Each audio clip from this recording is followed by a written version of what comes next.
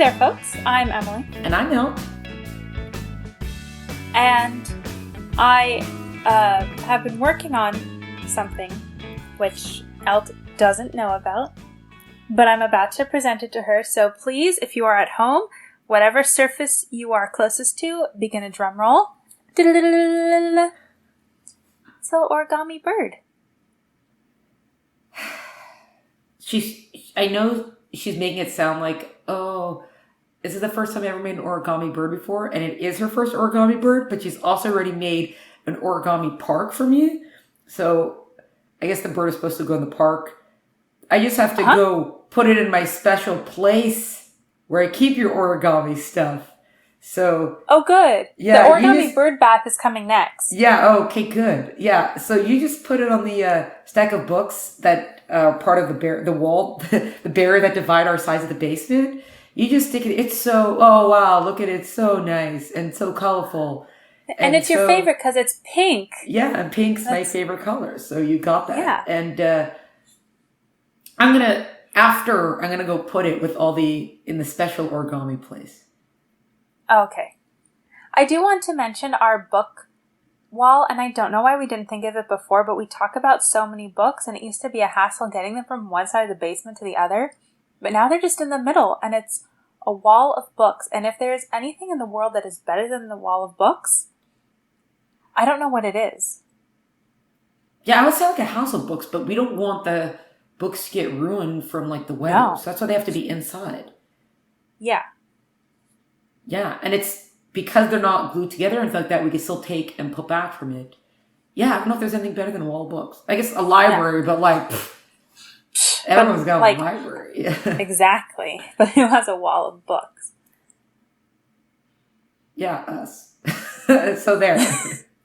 And speaking of books and walls that can fall, which we didn't speak about, but there's our good segues. And Humpty Dumpty sat on a wall before he had a great fall. Today we're going to talk about Before I Fall, which by Lauren Oliver, and that is, we're talking about the book and the film, which actually, not to freak the pure sad or anything, but the adaptation was a pretty, I don't want to say, I guess, faithful adaptation. I know there's a lot that doesn't transfer from book to film. Certain things have to be tweaked and changed a little bit, but seeing the adaptation, it wasn't like, oh, but you missed X. It didn't feel like that. It felt like, okay, that's a pretty good representation of the book. So we're just going to clump them both in here. Just to say we got violence as a 1, language is a 4, romance is a 3. Romance maybe should be a little more because they died in a car accident, I guess. Yeah, but that's like the only real violence. Yeah, and it's not graphic, so I guess, yeah. Language is a 4 because they're saying all the words, so. All the words. And romance is a 3 because aside from any kissing that's going on, there's a lot of emphasis on the main character, Samantha, sleeping with her boyfriend. Like, that's basically how it starts. It's like, well, besides her waking up. So, short story is, she's a senior in high school and she dies one night coming home from a party one night. Her friend's driving and they get into an accident and she dies. And basically what happens is she relives the same day over and over again. So sort of like a Groundhog Day kind of feel, except she's actually dead. So she relives the same day over and over again. And then when she finally tunes into the fact that she's reliving the same day, again, kind of like with the Groundhog Day feel, like, okay, today I'm going to be super bad, because it doesn't matter. I'm just going to wake up again tomorrow and it's going to be reset. And then she finally decides, it's not about doing all the crazy stuff. If I'm going to live one more day, I'm going to make that the best day that I can make it. So honestly, I'm actually kind of torn on this book because on the one side, you do have a lot of that contemporary teen stuff, which a lot of times I don't really like, and I'm not into. And again, there's so much with sleeping with the boyfriend, and the boyfriend is so perfect, and the friends aren't that nice. They're like a clique, but you kind of like, she kind of comes around to like, hey, these are my people, and I do love my friends because they're my friends, and we grew up, we're each other's people. But at the same time, there is something interesting there are going to be spoilers. There is an interesting thing of the last thing that she does is end up saving someone's life, which PSO is kind of always something that I didn't get. Like, if it's set in stone that she's dying and it should be set in stone that the other person died in the accident also, how come she could save the other person's life, but her own life can't be altered to then be saved? like there's no rules in the universe for that. So, but I guess it's just because that's the stories that her life is going to be over, and maybe we don't know if the other girl lived or not, even though she did get hit by like a big car. So we assume that it's over. But that is like the last thing that she does is to save that girl's life, and it's very important because that's the girl who's been bullied. So that gives that girl a moment of like, maybe all the bullying or whatever, like I am worth it. So there is like within everything, there is a good message there, but there is also all the other stuff going on. I agree with you. I didn't read the book. I only saw the movie. And I was also torn. It felt a little bit more meaningful than some of the other contemporary teen movies and books we've talked about. It also fit. Now, after seeing several of these movies and reading several of these books, I'm noticing certain patterns. Like, so when she comes in, the first full day, the first like real day, so she comes into class and the teacher is talking about Sisyphus, and then one of her friends at lunch talks about the butterfly effect, essentially. And it's so interesting how in all of these books and movies, there's some teacher who brings up a concept that's supposed to be the theme, right? Like in Chemical Hearts, it was about, how everything is biology. And then in, it was the one where they had to travel around and like a different... Oh, All the Bright Places, yeah. All the Bright Places. And that was, an English or a class assignment. So it's just interesting how it's like sort of clever, but it's also not, because now every book does it and it's a little heavy-handed. Like, oh, here's this school thought and now it's your life. Yeah. But I did think that this one went a little bit like it shows her friends, and she's part of the clique, and they're all these popular girls, and they're mean, and they're the mean girls. But it shows, first of all, you eventually learn that they all have things that they're dealing with. And for some reason, this story in particular, I don't know why, it hit me that, but like they're super mean and they shouldn't be acting that way. But it hit me, they're in high school, and unfortunately people act that way when they're 14, 17, when they're teenagers, because they're stupid and they're still figuring out their place in the world, and being popular for some of them is all that they have.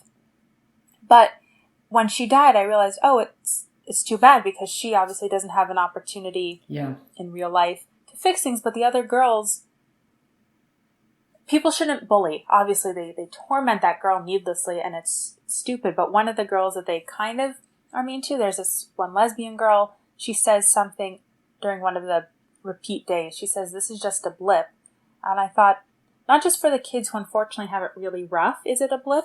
Because hopefully they'll go on and they'll meet real friends and people who don't tease them. But it's also a blip, hopefully, for the kids who are mean, because hopefully they'll grow up and they'll think about how they acted. I mean, we all did things in high school, whether it was to other people or just to ourselves, that we regret, but we grow up, because high school is a very difficult time.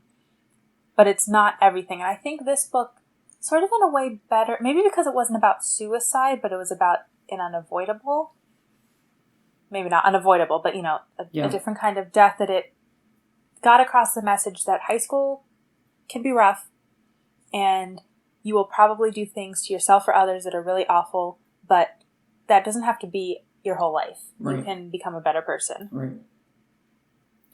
Yes, so that is a very good... I like that. Yeah, yeah. Because she does. In the end, she's like, especially her one best friend, I don't know if it's Lacey or Elodie, one of them is like a really... She's the one who like starts all the bullying with Juliet, and... Yeah, Lacey. She comes around to say, like, I see that we're not great people, but we're friends, like, but we're each other's people. It's kind of what she comes around to. Now, there are some weird stuff. Okay, besides for... Romance is only a 3, but that's only because it didn't have any... It didn't actually cross over to our 4, but it doesn't mean that there wasn't some weird stuff going on. So, for example, because she wakes up on... It's Valentine's Day, so she decides she's going to sleep with her boyfriend because it's Valentine's Day. Wait, by the way, I know it seems like if it's Valentine's Day, but I just want to clarify something. First of all, they keep on calling it Cupid Day. I think one character calls it Valentine's Day, and everyone else calls it Cupid Day. And when you go to the IMDb, it says February 12th.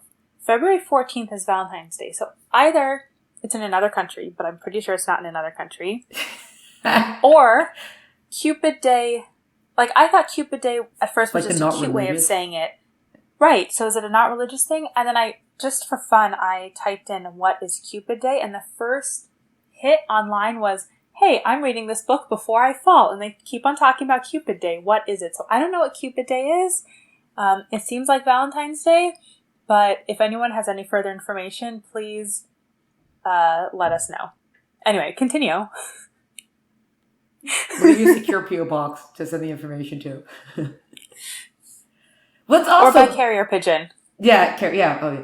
Well, that's like, that was... Yeah, we should look that up, because Valentine's Day is like, that's after a saint, and Cupid Day is after like a mercurial god. So I don't know if that has anything to do with anything. Anyways, no, so like they're giving it, right, you could send roses. It's kind of like the Right. you could send people roses because you know, so she gets the rose, like that's the most beautiful rose and the most perfect rose, and it's like the note on it is like, I see you. And you're like, that's not romantic, that's creepy. That's something the guy Kent, there's this guy Kent who's always had like, I guess, a major crush on her, and he keeps telling her like, oh, you're not like them, like you're so much nicer, you're so much better, blah, whatever. Like, how do you know that? You guys haven't had a conversation. Why are you so sure she's not like her friends? These are her friends. And he's like convinced that like, no, you're better than them, you're nicer than them. Why? And like sending someone a rose, it's like, I see you, and it's supposed to be like, oh, I see the inner you. No, that is so creepy. It's not romantic. It isn't. And she does eventually come around like, oh, my boyfriend, no, she dumps the boyfriend, like, I have to give Kent, like, the perfect kiss or whatever. But, like, why? Because he said, I see you? When did I see you? She didn't... Yeah, when I read action the note... have we seen her, like, oh, that she really is nice, you say, oh, at the end because she saves Juliet or whatever. But, like, no, that's only because she realizes that she's dying and I better make this last day a day. Right. And if you are a nice person, but you only hang around with bad people, even if you don't do anything not nice, you're bad by association. Like, if you're a nice person, you're not going to spend time with super mean people. I also thought the note was weird, but I didn't think it was creepy, yes, but I thought it was more like, I know the real you. I know you're just being fake. Yeah. You know, like, I'm going to reveal you for the witch that you are type of thing. I didn't realize it was I see past it all to the real you. I was very confused by that note also. Yeah, it's just...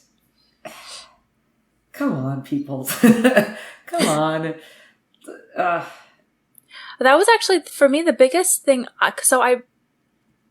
If there hadn't been the replacement romance, I think this movie might have been even more, I would have liked it even more, because I do think she learned a lot. I think there were good messages. Also, because I don't know what's up with all these depressing teenager things. And I know being a teenager is hard and it can be depressing, but man, it's all really dark. But there was a lot of good to this movie. But then the fact that, and it was good for her to ditch her boyfriend, because her boyfriend, so when they do finally have sex in one of the repeat days, and you don't see much of it, which is why we keep it at a 3 for our ratings.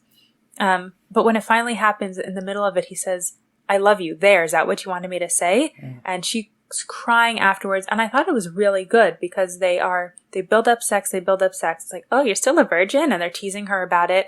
And then she feels used and she doesn't feel good. And not that, I think it's good because in the other books we've read, when they finally have sex, it's this, they're finally awake and alive, and it's this culmination of their love. And here she is, and she realizes, oh, you know what? Having sex just to have sex, even if it's someone you really think you like, it's not, like, having sex as a teenager maybe is not the smartest choice, which was what I think we learned. We also, her friend, it's intimated the first time she had sex, she was very drunk, and she doesn't really remember it. So I think this movie does a better job of pointing to, like, if you're a teenager, it's okay to be a virgin. You don't need to have sex, and sex could be really damaging to your psyche. So then she ditches that boyfriend, and good, because he's not a great guy. But she doesn't need to fall in love with this other guy, Kent. Why can't he become a friend or a confidant or a reminder of her old days when she was a different person? But why does it have to be... It's like the romance doesn't feel... And maybe in the book it's built up a little bit more than in the movie. I know the movie's limited on time. But it sort of came out of nowhere.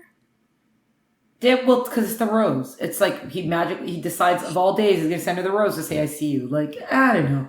But that's also a good point because when she does relive her perfect day, because so far she does have this like big kiss with Kent moment, but it's Mm-hmm. not like it's like what you're saying. It's not like, oh, I'm gonna sleep with someone and make it right kind of thing. Like she realizes that that's not part of the perfect day. The perfect day is being with my friends. It's friends and family basically is the perfect day, and like I got to do something good Yes. today. So that's also good. And then there's also the one day that she's like, okay, the slutty day basically. And then there's the one teacher that everybody crushes on, and so she like makes out with the teacher, which is gross. And like, oh, I realized that you basically peaked in high school. Like, okay, done with him also now. So I'm glad you got over him. I didn't want to have to see that scene at all. But Yeah, so that's not also it's appropriate. like it's almost she like eliminates all these. She does eliminate. It's like instead of like, oh, I'm gonna make this negative thing like even more perfect. She does eliminate a lot of the negative stuff when she does figure out with you know, if this is gonna be my last day, this is how I want to live it. I'm just gonna laugh. I'm gonna laugh with my friends. I'm gonna be nice to my sister or my mom is or whatever. Apparently she still has to kiss the boy, but and then I'm gonna reach out to someone like someone who I've always bullied. I'm gonna reach out to her. So they're like I get that we keep saying like that's why I'm kind of torn with this one because there is a lot of pearl Yeah. clutching stuff in it, but it's relatively better than a lot of the other stuff, especially now because Yeah. this came out a while ago, so it is relatively better than the direction we've been heading in. Yeah, it ends a little bit more hopefully because she can change, which gives an indication that maybe also her friends can change. And she sort of starts to lead them in that direction because she has these heart to hearts with them and tells them, I love you because you're adventurous, or I love you because you're open to learning new things. I would say the biggest, other than our normal issues, the one other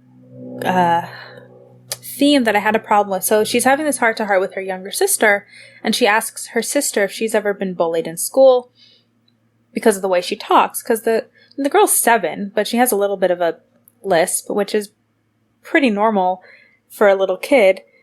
And the girl says, yeah, sometimes people don't like the way I talk. And Samantha says, well, you can fix that by changing the way you talk. And then I think on a subsequent repeat day, she says, don't change who you are. You're fine just the way you are.